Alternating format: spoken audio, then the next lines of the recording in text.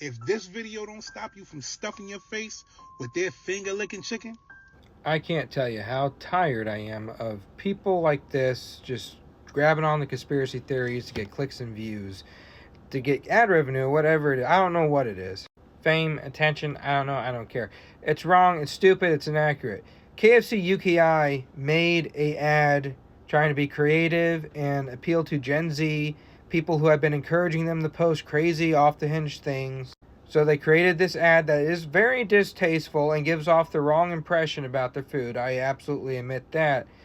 But it's KFC UKI, not KFC US. And a lot of these people are showing their ignorance by thinking it's the United States branch that's coming out with this ad, because I have people coming up to me asking me where is this ad originating? Is it in the United States? Asking me if it's true about this. This is a KFC UKI ad, a social media account and team that was hired to manage the KFC United Kingdom and Ireland account. And they have been pushed by their fans to be more like KFC Espanol and Portugal accounts, or Spain accounts, which is just crazy meme after crazy meme. That is why that ad exists. The name changed in the 1990s. One, there's several rumors about this. All these happened at the same time. One of them was Kentucky Fried Chicken couldn't use the name Kentucky without paying some kind of royalties to the state of Kentucky for trademarking the name Kentucky. I don't know how true that part is, but I do know the next part is true. They were becoming very health conscious, the people in America, very health conscious about what they were eating. Fried was deemed unhealthy. So having fried on all the banners and signs, they felt that would turn people away. They wanted to appeal to people, not turn them away. And I know for a fact that it was the fried that was turning people away, or that they thought would. And it was health conscious is why they changed the name, because they were changing the oil. A lot of people say the 11 herbs and spices changed because it doesn't taste the same. The oil has changed multiple times between 1970 and 2001. Or maybe it was 2007. 1970 to 2007. It's changed multiple times. My uncle, when he started Kentucky Fried Chicken, would use lard. He'd melt down lard in a skillet and fry his chicken in it. Some people, even Ray Danner, who helped found Shoney's, bought Lee's famous recipe from my cousin, Lee Cummings. Ray Danner owned a Kentucky Fried Chicken franchise. And employees from there that follow me here have told me that they used lard under Ray Danner's ownership and leadership up until the 1970s. About 1975, they quit using lard, and they were using vegetable oil after that. My uncle, the Colonel, started with lard, and he also used vegetable oil. Those two things is what he approved of his chicken being fried in. You put his chicken inside of canola oil or any other kind of oil, it does change the quality of the taste.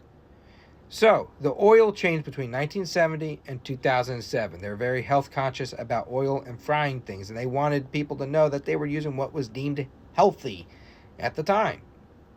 They used cake flour, lard, or vegetable oil. That's what it was fried in, that's why it's changed. They changed the flour, they changed the oil.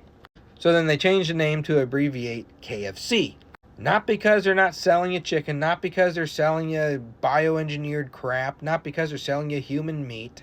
The facts are the facts. You agree or disagree, the facts are the facts. Alright?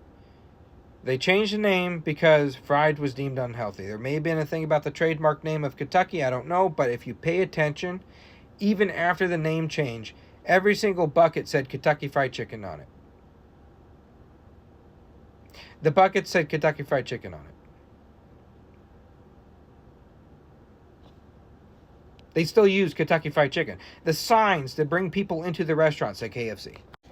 This is a cup from my uncle's 100th celebration of his birthday. He was dead 10 years after this. This was from the Sanders Cafe, but they had these worldwide. On the back of it, in the 1990s, September 9th, 1990 marks the 100th anniversary and birth of a true American pioneer, Colonel Harlan Sanders. From his first restaurant in Corbin, Kentucky, to the founding of the Kentucky Fried Chicken chain. And it has a copyright registered trademark on there, right next to it. See? Because I still advertise it as Kentucky Fried Chicken. In 1952, and until his death in 1980, Colonel Sanders dedicated his life to perfect quality and service. Today, more than 8,000 Kentucky Fried Chicken, right there again, restaurants worldwide are proud to continue the tradition.